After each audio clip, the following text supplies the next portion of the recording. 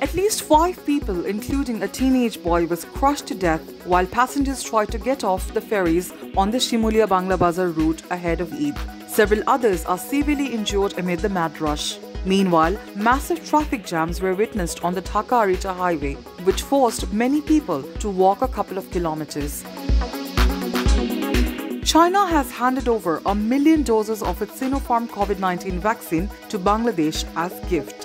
Chinese ambassador to Bangladesh, Li Jiming, formally handed over the vaccines to Foreign Minister Dr. A.K. Abdul Momen and Health Minister Zahid Malik at the State Guest House on Wednesday noon.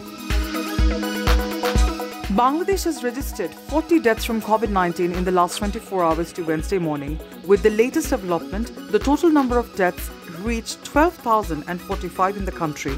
The country also logged a total of 7,77,397 coronavirus cases, with 1,140 people testing positive over the same period, revealed DGHS.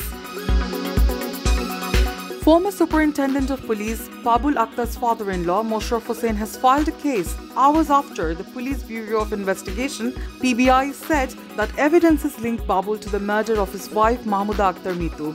The case was filed against Babul and 7 others on Wednesday. Later, a Chittagong court granted a 5-day remand in custody to investigators for questioning Babul. Prime Minister Sheikh Hasina today condemned the recent attack on the Al-Aqsa Mosque compound, urging the world community to take permanent steps to stop such heinous acts anywhere across the globe. The PM said that she was taking this opportunity to reiterate Bangladesh's unflinching commitment in realizing the inalienable rights of the brotherly people of Palestine. Rain or thunder showers accompanied by temporary gusty or squally wind is likely to occur at a few places over the country. Day temperatures may rise by 1 to 2 degrees Celsius and night temperature may remain nearly unchanged across the country, according to a Met Office release here on Wednesday.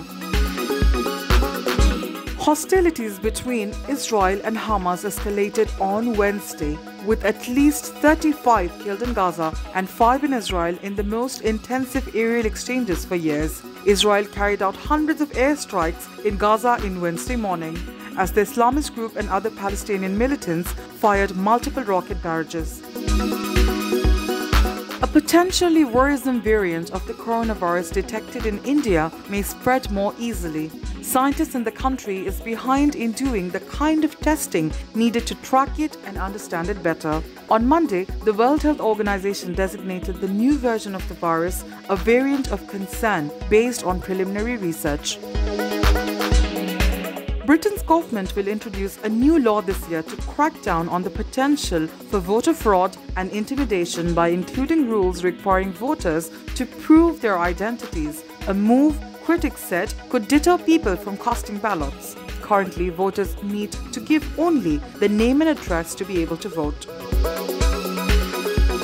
The US Department of Defense will remove China's Xiaomi Corp from a government blacklist, a court filing showed, clearing the way for any future American investment in the Beijing-based smartphone maker. The filing stated that the two main parties would agree to resolve their ongoing litigation without further contest.